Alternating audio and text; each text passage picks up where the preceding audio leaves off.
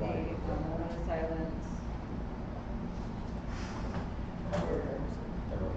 Mike, I want to see in there, and then let's see this, say we're going to share your rights.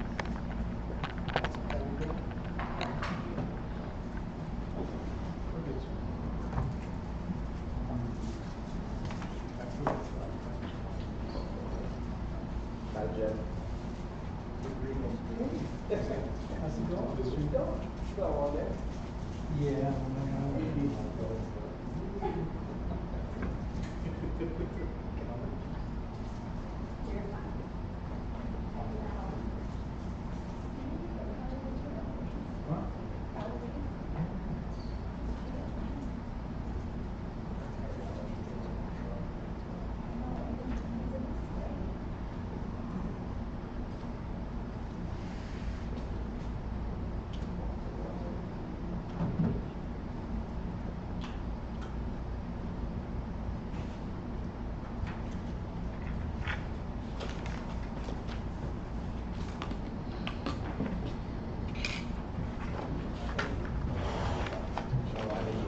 More out, didn't I? Which one was he's gonna explain all that, but there really isn't anything to put papers on the same that we had on that.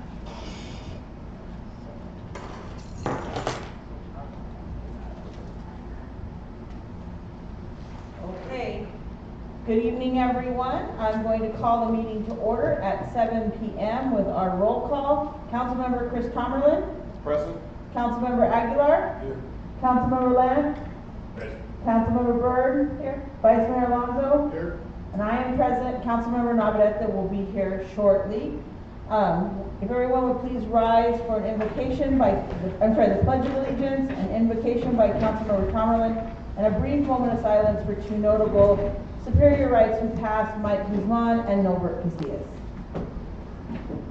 I pledge allegiance to the flag of the United States of America and to the republic for which it stands, one nation, under God, indivisible, with liberty and justice for all.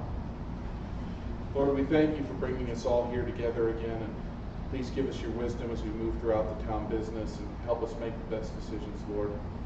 Lord, we lift up the families of those who passed recently.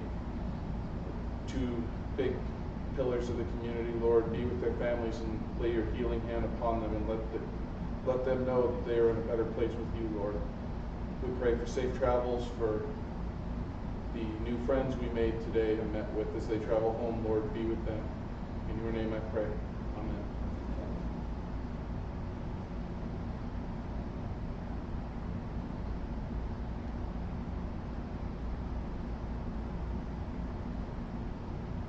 Thank you.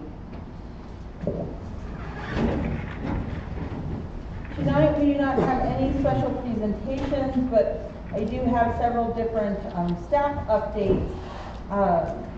Thank you, council members, and special thanks to our staff and our friends at Rebuild Superior for their efforts in our visit this week. It was an official State Department visit from 5 mayors from the Ukraine who came to visit. They have been on an almost 2-week-long journey visiting America, which included stops in Washington, D.C., New York City, communities in Michigan, as well as Superior. They've also visited our state capital, and they'll be visiting the West Valley tomorrow.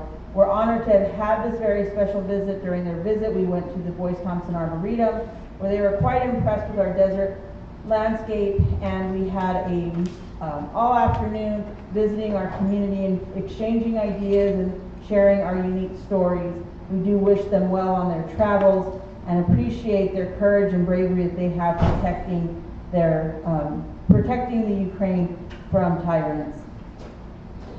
As we all know, it's been in the headlines, Resolution Copper. The Supreme Court did finally rule or decide not to hear the Apache Stronghold case. That has meant that the environmental impact statement for Resolution Copper is expected to be re-released sometime next week. That will meet the 60-day window that it was announced in April that the document would be re-released. As you know, there was additional court cases. That's going to allow the San Carlos Apache tribe an additional 60 days to review all the documentations that may proceed, and that will hold up the actual consummation of the land exchange.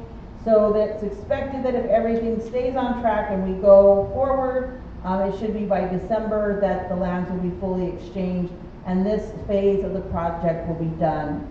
We received excellent news this week from Arizona Department of Environmental Quality, MVHP, the VRP, the Voluntary Remediation Program, which is going to go in and pretty much check every household in Superior's land for arsenic, will commence after 30 days. There's a comment period right now. We're very excited because this has been a long time coming, and this will give all of our residents a surety that there is no historic mining arsenic in our properties. So that there'll be lots more information. I encourage residents to participate.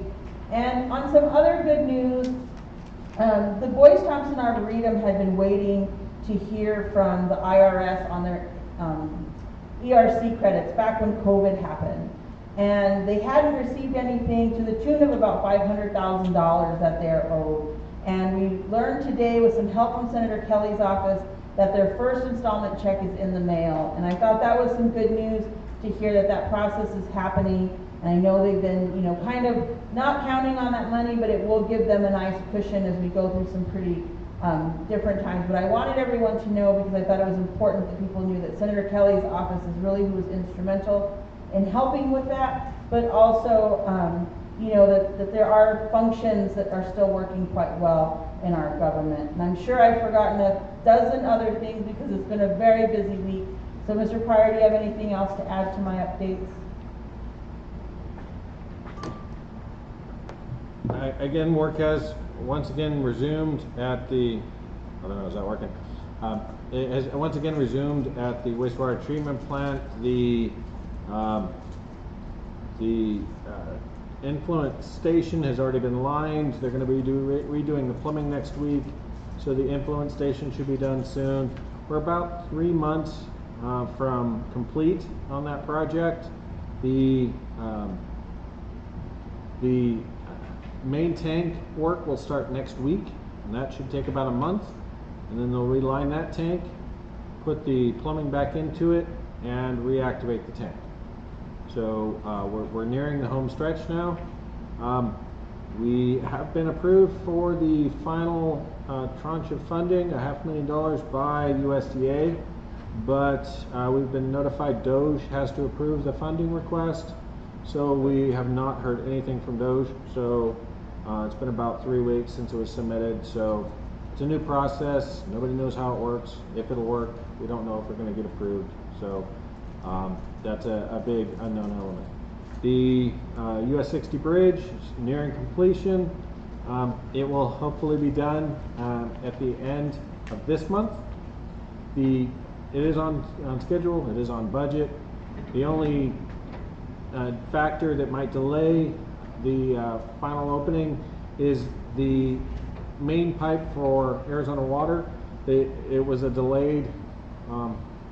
They only granted the contract last month, so ordering the parts takes 4 weeks. Hopefully we'll be able to expedite that and get the road open on time. Otherwise it will remain open for an extra week, or remain closed for an extra week. That's the main projects we have going on right now. All right, well, thank you. And another big kudos, our recreation program is going quite swimmingly. It's great to see people using the gym, the hive, the pool has all these great activities. So kudos to Alicia for all her work and kind of bringing up a whole team. But again, big thanks to Resolution Copper making this available. I know one of their team members who works out of town, they've been actually utilizing our recreation programs to help them with their child care their kind of needs because they're commuting in and out. So that's great. We're going to move on to our consent agenda tonight. We have several items, and that's approval of minutes of the town council meeting on May 8th, 2025. Consent agenda item number 2 is approval of a donation agreement between John Gary Windus and the town of Superior, Arizona. It is the intent of the donor to give or cause to be given to Superior not more than $40,000 in securities or cash for the purpose of building a disc golf course at the Garrett Matthew Windus Memorial Park to be named in honor of the donors' sons, Garrett Windus and Preston Windus. And we know that Mr. Windus is on the phone or online with us tonight on YouTube, and we do appreciate this very significant contribution to our parks and recreation, and we're looking forward to seeing the disc golf park being built. So thank you again. Consent agenda item number 3 is approval of intergovernmental agreement for the transfer of firearms between Pinal County and the town of Superior for 10 Glock Model 17 pistols from Pinal County on behalf of the Pinal County Sheriff's Office. The 10 Glock 17 pistols will be purchased by the town of Superior for the total sum of $10, $1 per firearm. Approval of funding agreement between Resolution Copper Mining, LLC, and the town of Superior. Resolution Copper Mining commits and pledges to give the town of Superior a donation in the amount of $25,000 to support the 2025 4th of July fireworks show, which will be celebrated on Saturday, July 5th, 2025. Approval of contract between Central Arizona Aging, Inc. and the town of Superior for the Superior Senior Center for the period of July 1, 2025 to June 30th, 2026. The contract is to be renewed as a fixed price with price adjustment contract with AAA reimbursement ceiling of congregate meals $27,168, home delivered meals $39,096, and transportation in the amount of $3,624. Approval of vehicle lease agreements addendum to contract number 025-6655 between Central Arizona Aging Inc. and the town of Superior for the term period of covered by this contract shall be from July 1st, 2025 to June 30th, 2026. The 2019 Ford Transit Works T350 van shall provide services for the elderly and handicapped in their service area as needed. Approval of letter of agreement for the fiscal year 2025 audit for Hinton Burdett and the town of Superior. Approval of agreement for a limited PHI CARES membership benefits for town residents between the town of Superior and PHI Health LLC. PHI is an air ambulance company that is licensed in the state of Arizona, and that provides a membership-based program, the PHI CARES program, in compliance with all applicable laws and regulations to cover the uninsured or otherwise uncovered portion of the flight charges that may be incurred by members requiring emergency air medical transportation on a PHI aircraft. Approval of Arizona Department of Liquor License and Control Special Event License for Manuel Guzman V, St. Francis of Assisi Church, for St. Francis of Assisi Parish Faith, located at 490 West Main Street, Superior, Arizona, 85173 on Saturday, September 13th, 2025 from 9 a.m. to 12 a.m. Approval of Town of Superior alcohol permit for Manuel Guzman V, St. Francis of Assisi Church for the St. Francis of Assisi Fiestas Patrias, located at 490 West Main Street, Superior, Arizona, on Saturday, September 13, 2025, from 9 a.m. to 12 a.m. Approval of Arizona Department of Liquor Licenses and Control Special Event License for Suzanne M. Dubasar, the Superior Optimist Club, for Magma Royale Casino Night, located at the Magma Club, 34 Kumpke Court, Superior, Arizona, on Saturday, March 21st, 2026, from 4 p.m. to 11:59 p.m. And the approval of the Town of Superior alcohol beverage permit for the Superior Optimist Club for the Magma Royale Casino Night, located at the Magma Club on Saturday, March 21st, 2026, from 4 p.m. to 11:59 p.m. And all of our department reports. Council, do you have any further questions or comments on the agenda? Consent agenda? Hearing none, do we have a motion to approve? So moved. There's a motion by Councilmember Tomerlin. Do we have a second? Second by Councilmember Byrd. All in favor? Aye. Any opposed? Motion carries. We're going to take a brief recess, probably 5 minutes, so we can take our council photo that we've been needing to take. So please bear with us. There is goodies and snacks in the back, so please help yourselves while we take our picture.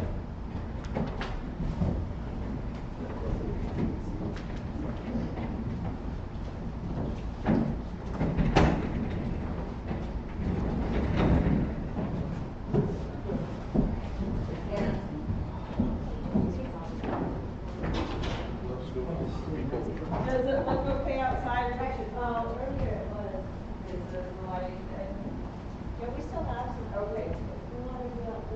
All right, we'll follow you, Debbie.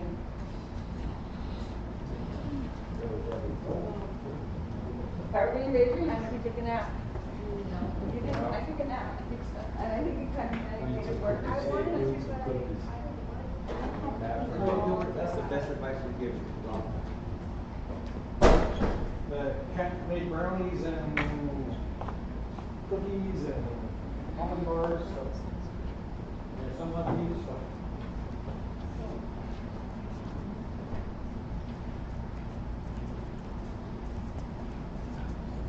Hey, how are you?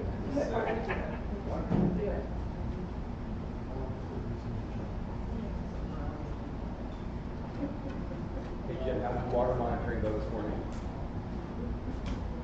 Not real well. Well, Let me let you eat brownies first, and I'll ask you. almond bar. Well, the JF Ranch didn't have water, but we knew that. Oh, yeah. Everything went fine at, JF is where again? That's. Martinez. Okay, okay.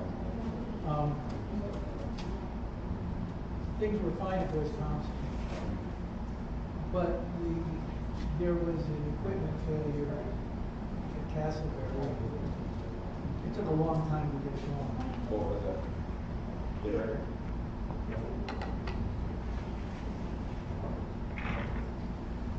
It's the thing, you put the compressed air line into it and then it goes to, and I think what Freddie said was the springs rust, but he brought a replacement one, it was brand new, and he took it apart, put it back together and it started working.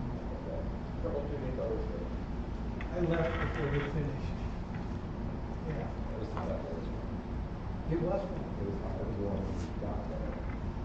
Luckily, Was you? I didn't even do it. Oh, okay, well, we were leaving Liz Thompson when everybody was arriving. And you know, I go up to Liz Thompson at 6 in the morning this time of year. 7:30 is too late.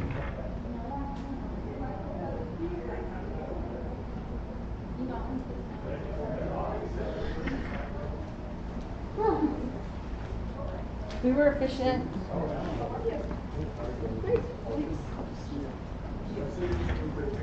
Cool.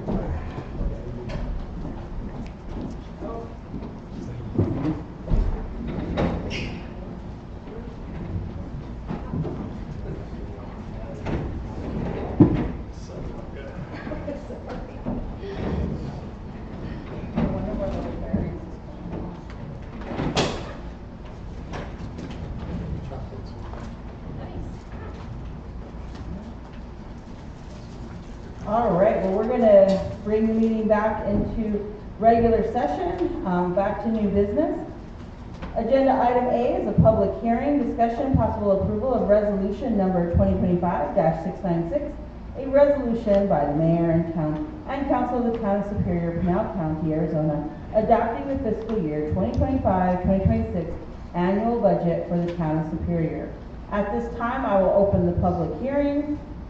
Is there anyone from the public wishing to address the council on our 2025-2026 budget?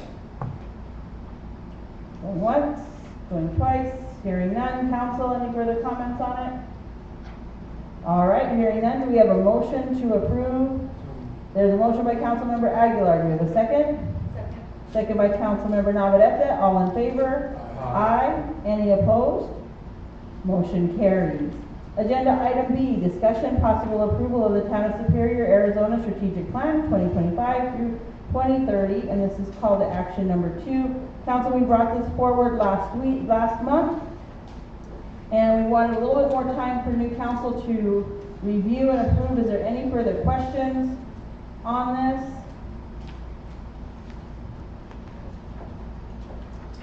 All right. Hearing none, do we have a motion to approve our 2025 through 2030 strategic plan? So moved. There's a motion by Councilmember Tomerlin. Do we have a second? Second by Councilmember Land. All in favor? Aye. Any opposed?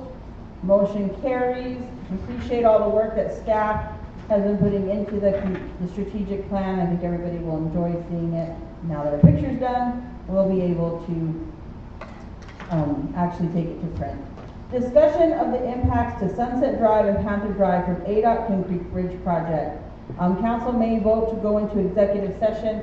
However, at this time, I'd like for Mr. Pryor to give us a update on what's been happening and some of the interactions that we've been having with Ames Construction and our ADOT district engineer. So we had worked out an arrangement with Adoneto Construction to haul around on the dirt road. As I mentioned at the last council meeting, they've been hauling their material around. They are hauling the material for Ames Construction, which is the main contractor for the bridge project. Ames Construction did not tell us they weren't going to do it, but they refused to allow any of the contractors to go around. It is 2 miles longer, and it would add to their hourly rate for the trucks, so they refused to do it. We have raised the issue with them on many occasions, on many different formats. The answer from Ames is there's no law against it, so they're going to do it. So originally we were in planning meetings for 2 years with ADOT for this construction. The dumping locations were part of the scoping documents. They were part of the planning. They were going to put it at the Defiance Pit outside of town. They're going to put 40,000 yards there. They needed another 40,000 yards of storage. We proposed 2 locations, Parks and the transfer station, as other locations. When they hired the contractor looked at the road to Defiance Pit and said it would cost him money to fix it. So he decided to sell it to Adoneto instead. What that does is it transfers all the costs for road maintenance from the contractor to the town. ADOT allowed them to make that decision, despite having done extensive public hearings, environmental studies, and every other kind of planning to put it else at the Defiance Pit. That would have been a positive environmental project. It would have been good for the town. It would have been good for the forest. Everyone approved it. But they allowed the for-profit company to make a profit decision and say that no, it was going to cost too much money, they didn't want to do it. So the mayor and I have met with ADOT, and they listened to us. They promised to think about it. I do not know that they're going to give us solutions, but they have asked till next Thursday to talk to their management and come up with solutions. In the meantime, we have already signed one $50,000 or so work order to repair the corner of Sunset right next to the school. We're likely going to have to expand that by at least triple to cover all the way around the corner because that entire section is failing. If this goes on for too long, if the road fails any more than it is, it's likely going to be a complete grind and replace for a good section of Sunset. That will be a several million dollar project. So the stakes here are quite high. When we spoke with ADOT, they said, we sympathize, but the same thing happened to us. The Fed hauled a lot of the material for one of their projects across a state route, and there's nothing we could do about it, so we're just not going to fix the road. So I don't know that they are taking this very seriously. That leaves us with fairly limited recourse.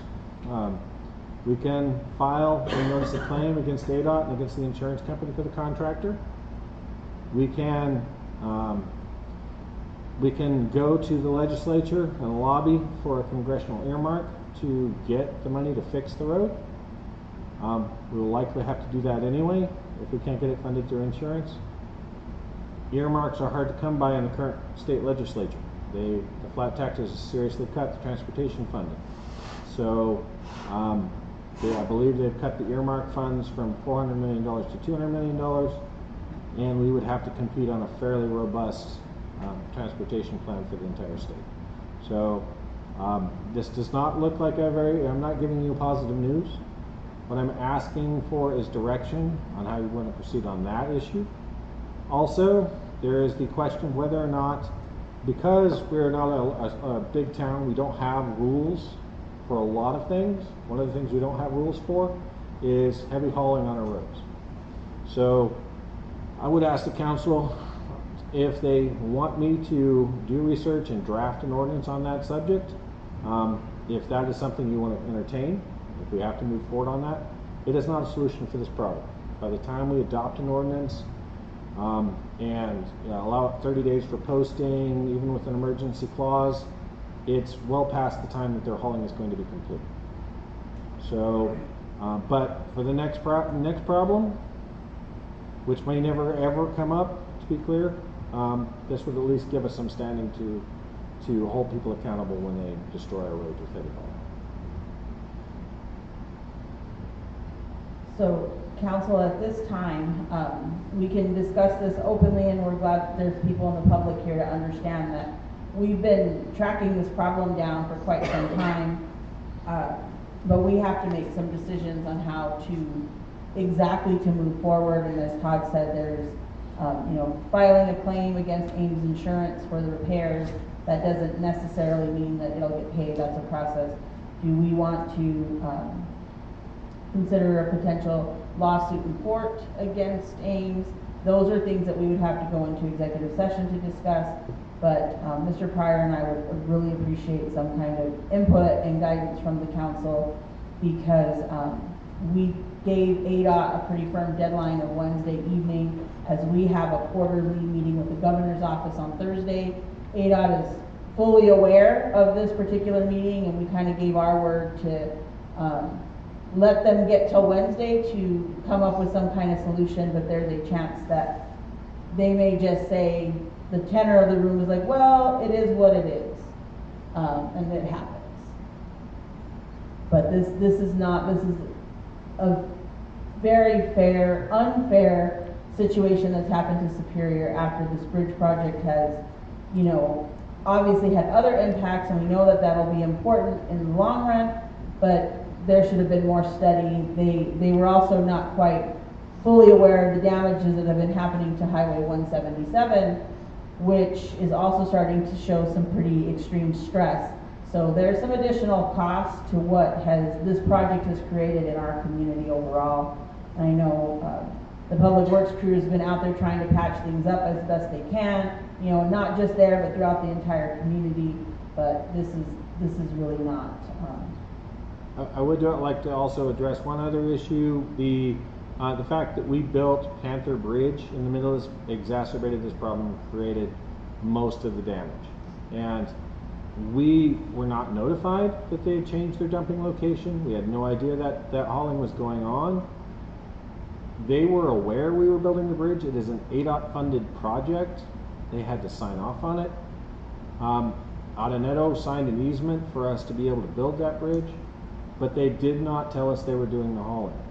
So we shut the road down, and we put in a go around, and the detour is why they're going down Sunset. So their statement is it's a detour, we put it in, so we are, it's all our fault. So that was one of their original statements. The problem with that statement is, again, we went through a whole bunch of planning meetings, a whole bunch of communication, trying to tell them, trying to work out these issues with dumping and everything else. And nobody picked up the phone and called me and said, we're hauling through your community, you can't build a bridge. They allowed us to do that detour. And that is why so much traffic's going down Sunset. And that is why we're going to have such huge costs. Because Sunset, again, is a residential road.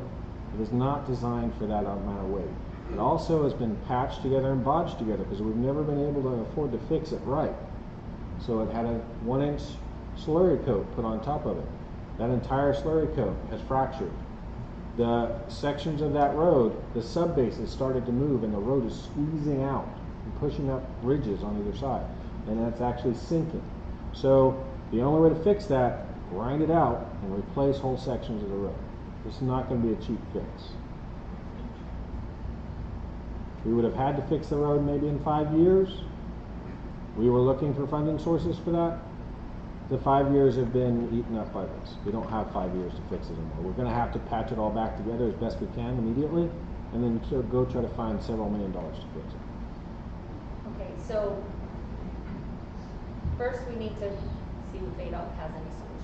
If they don't have any solutions, then, I mean, our choices are to file a claim against, Ames or against ADOT or both. We to be determined, but we'll have to work that through with our attorneys. But my current understanding is we would do both. Is ADOT allowed this to happen? So we would, I mean, I don't think there's a choice. I don't think we have a choice, in my opinion. I mean, we need to, and hopefully one sticks. And the chance to fix this is probably past. We've already, if they would have diverted a month ago, we might have been able to save more of the road. Maybe our patches could have held long enough for us to look for long-term funding. But Well, they had stopped, and when you initially called them out on it, they had stopped for a very brief period of time, and then when Ames decided it was $100,000 extra charge, instead of going to ADOT for a change order, they then doubled down on their hauling to the point of, how many trucks did you count? 32 trucks from, in like a 5-hour window. And, we've got photos of these trucks overly heavily loaded. This just is not okay. So I agree with Councilmember Navarrete, we gotta do something about it, file the claims, but I know you said, drafting some type of procedure where we limit heavy hauling isn't gonna do us any good right now, but for future, and if we're talking about the mine expanding the way it's going to, and other contractors coming in, it's eventually gonna happen again somewhere else. So I think it's critical we identify our critical routes in town, residentials, and which roads are gonna apply to this, and get that going as well. I'll begin that research and try to find a well-drafted ordinance we can copy. And just some other things, we've learned through this process with our sleuthing, not only did the town offer like our transfer station and offer the parks, but Resolution also offered Ames the opportunity to drop this material on their property, which would have even been a shorter route and probably been within that like construction zone already of impact. So this is really, I think my comment to our district engineer is that they're using taxpayer dollars and not treating them very preciously, nor taking care of the taxpayers who help fund these important projects. And as I said, we have a quarterly meeting usually with someone from the governor's office. Ironically, that happens to be on Thursday the 19th. ADOT is well aware that we are ready to start making quite the stink about this. So they've been given fair warning to come up with a solution. And we've provided solutions like an immediate HERS transfer of $2 million. We have, offered a variety of solutions to them to consider. So we could get some good news on Wednesday, but I'd say in my optimistic meter, I'm at 4 out of 10 that they'll do the right thing. Couldn't we force the detour by putting up some local traffic only due to construction where we don't allow those trucks to go down those roads? Mayor, We council, thought about it. yeah, Mayor, council members, I would want to give you legal advice on that in an executive session if you want to discuss this. It's up to you. We can go into executive session if you all want to discuss more. I mean, if you guys have already discussed it, then obviously that's probably not an option. So, I mean, if Todd, you know something about it, or Mayor, you know something about it, then Believe me, there was a moment, Let's just speak about it. there was a moment this week that I told Todd, well, just put the police out there and tell them they can't go down. But then we would be violating a law prohibiting them, because it is a free road that they are allowed to use, anybody's allowed to use it, so they could really come back against us. And the behavior from Ames Construction has been less than stellar. They've been pretty nasty in dealing with Todd and how they portray my comments to ADOT. So we just thought it wouldn't be, it would not be prudent to do that, just to make the stink, to make the stinks. So unfortunately, it's not legal for us to do that. Well, it's, even if we had the ability to do that, if we're gonna go to court on this, if we're gonna make our claim to a judge, we wanna keep our case as clean as possible and not set ourselves up for counterclaims. And, my advice would be to keep ourselves above board, play it straight. Not because, number one, I don't know if playing dirty would particularly help us. Number two, it would make our follow-up case much more difficult. Why don't you kick them off Leader Drive? You're not supposed to be there anyway. That's not zoned for construction. ADOT may own that property, but it's not zoned. Unfortunately, this isn't a public meeting where we can have interaction with it, sorry. So, and I believe that was part of the agreement that we did allow use, because they're supposed to build a parking lot there and do some nice things. That was part of the agreements, and that's where, again, we're following up on these contracts that ADOT has made. Because again, Todd and our team sat through 2 years of meetings. We talked about this Defiance pit. We were under the impression that this material was never supposed to hit our city limits. Maybe drive through on 177, but was not going to hit our city limits. And, you know, there's lots of transitions, there's lots of changes. Many of you sat through the meetings with ADOT, and we talked about the trail, and we talked about all the other impacts, and we were pretty much just told, well, it'll be good for your economy. So council, at this point, we can vote to go into executive session to have further discussion.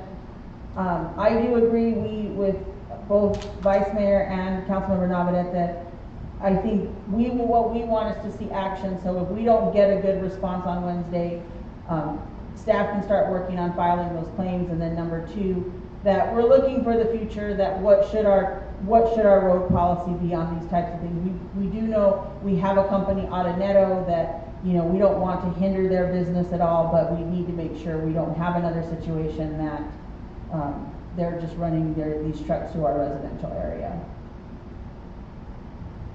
I just have something to, I think that we probably need to determine the full impact of everything before we take an action and give them the opportunity, if they're gonna talk to you on Wednesday, to give them the opportunity before we try to make a decision on what we're gonna do, so that we know what their perception is and what they're gonna do before we try to make a decision on it. So I think maybe we should wait till next council meeting to make a decision on how we move forward.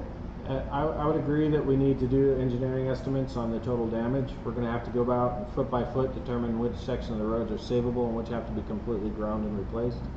I'll start getting our engineer on that work next week. The time windows to file a notice of claim are much longer than a few months. I mean, we have 18 months, 9 months. Anyway, we have enough time to from the time of the keying incident to prepare our notice of claim and to move it forward. So we don't want to take more time than we have to, but if you want to delay till next month, that does not cause a problem with filing windows. And again, mostly the damage is already done. So the road is going to be a problem for the foreseeable future, and our solutions are going to have to be long-term. I also want to mention that I know most of us travel this every day, and I do see that Autonetto's trucks are going pretty slow. They're trying to be safe in the neighborhood, and I do appreciate that. I mean, I've been stuck behind them going to work and coming home, so that is something that I've observed on my own, that I appreciate Autonetto's drivers taking it cautious through the area, although that doesn't help the road. I would say that Autonetto was absolutely willing to work with us, and as far as I can tell, they are not the bad actors in this situation, but that doesn't mean that the court case won't include them if legal advice tells us to do that. I also feel that I remember we used to, before a job got started, we would take pictures of the area and make sure that when they finished, we had the pictures and the pictures that was done. That way they do a better job with these roads. I mean, they patch them up and it looks like all we have is patches. That's not the way we had it prior. Well, we didn't know they were gonna use these for this road. No, but I mean, I'm talking about other jobs. And I agree, and we do that for all the utilities. For instance, Stone just got repaved because we rejected their repaving twice. If you look at it, it looks pretty good now. But that was because we took photos before, we took photos during, we inspected while it was happening. Those sort of programs have really helped us with the utilities, because the utilities in the past would come in, put a very quick patch, they wouldn't compact, it would sink. A good example is that if you go on Ray Road, there's a valley gut, and that's from an old utility patch. So we're doing a better job with that. It's never easy because these are much larger organizations than we are. They're used to getting their own way, but we're doing our best to enforce our utility easements. This situation, we were never notified. We didn't know it was happening. We had no way to mitigate it. Again, it was contrary to everything they had told us for 2 years. And it was also not to the extent, because I think at first we were like, okay, you're gonna see a little bit more traffic because of the Panther Bridge being constructed. But when you started figuring everything out, it was not just regular Audinetto usage for them getting back and forth to work and whatnot. It ended up being all of these other trucking companies that are coming in and out. And I think what Mike Audinetto shared with us is that he only has 3 trucks working on the project each and every day. The rest of those trucks are all businesses coming from out of the valley to work on this project. So it's not even like, they hired all of Audinetto to do all this work. It's really an unfortunate circumstance, and I'm very disappointed in ADOT right now and how they've handled this, and their response time has been, we're going to work on it, let's make some phone calls, and these very firm phone calls started early last week, back to ADOT after last month's incident. So at this time, I think council, Todd, did you have anything else to add? I just wanted to add that this project's happening outside of town limits. They're not buying any of their fuel in town. There's 0 revenue offset coming from this project to pay back for this damage. So this is a complete loss. There's no offset at all. Well, we've seen no real community engagement from Ames. We've been through these construction projects before with FNF, and at least they were engaged, involved, whether they were, giving small contributions or getting engaged with Little League or Chamber or Optimist, and we're not seeing any of that at all. And we have a beautiful new trailhead. That's what I forgot to mention in my update. And we can't even open our trail yet because this has become a terrible project. So I think at this time, council, we need like 2 motions. One, to direct staff to begin working on our vehicle transportation or transit plans regarding heavy equipment. Is that what you want, Todd? Yes. And then we probably just need to. Do you need direction? You just make a motion to begin your work on filing a claim. So we can. If you direct me to begin the study for the possibility of filing a notice of claim on this, then I'll start that work. I would say that if we do progress to that point, we will have to have an executive session next month, so our attorney can give us advice on how that will actually work. Okay. All right, so. Mayor, I have a motion. All right, Mr. Tomberlin. Mayor, I move to direct staff to begin a heavy use research on a heavy use ordinance for the streets in town, identifying the most at-risk streets, and also looking to implementing a fee schedule for a special use permit due to the size and roads of Superior, because it may become necessary. All right, there's a motion on the floor. Do we have a second? Second. Second by Councilmember Land. All in favor? Aye. Any opposed? Motion carries. And we're still looking for a motion to direct staff to begin preparation and research in case we need to make a claim. I'll make a motion to direct staff to, we already do the road one? Is that what we just- Yes, that's what Chris. Okay, so, to request staff to begin a study for notification of claims. There's a motion on the floor by Vice Mayor Alonso, second by Councilmember Aguilar. All in favor? Aye. Any opposed? Motion carries. At this time, we'll go to call to the public. Is there anyone on the forum?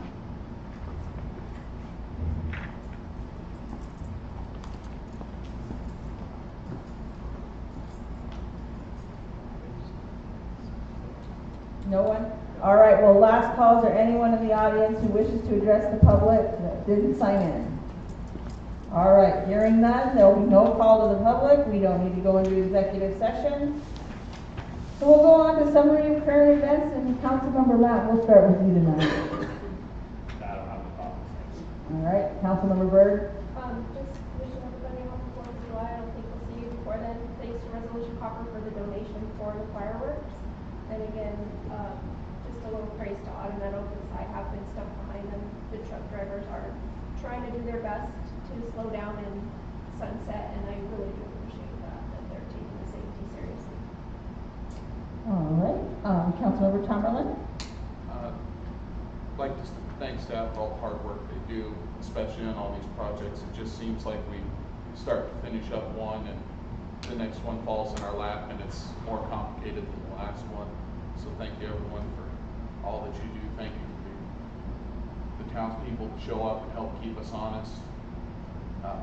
Thank you to the people that arranged and came to the meeting with the mayors from Ukraine. It was very interesting, very good cultural exchange. We all exchanged good ideas. Happy 4th of July, everyone. And we'll see you at the next meeting. Councilmember Navarrete? I don't have any updates, but I do want to wish those who are fathers happy Father's Day. Councilmember Aguilar? Same thing. Happy Father's Day to all the fathers and grandfathers. Yes. Vice Mayor Alonso? No comment. Well, again, Council, it was great to have many of you joining us today for our Ukraine visit. I meant to show this off. This was a gift they gave us, and it's a handcrafted art, so we'll have to find somewhere in Town Hall to put this up. But it has a stork on it, and we all kind of chuckled because for them, storks are a big sign of fertility. And so we thought, well, that must be for our population growth that we're anticipating. And in light of Father's Day, you know, we appreciate this. But it was truly a really memorable experience, and we heard a fascinating story from a mayor who she was, her city is right next to Kyiv. And so they were one of the first cities that went under attack when the war started. And the things that they have to do in Ukraine, they're responsible for their civil air patrol, not just their police department, but the civil air patrol. They're responsible for their school district, their hospital, everything. And so even during a wartime, all of those things must work while you also have to manage your infrastructure and everything that's happening. And I think we all walked away a little bit like, well, you know what, sometimes it's hard to be on this side of the dais and we have to make tough decisions, but we're not in a situation that we have to, you know, not only defend our community and defend our country and fight for survival, but, you know, we also don't have to run all the infrastructure and all the things in our community. We don't have to run the hospital, and they are required to have those things. So it was a very fascinating visit. Everybody was very excited to have been here, and I'm sure we'll hear more from our friends in the Ukraine. But they did present us with lots of lovely gifts.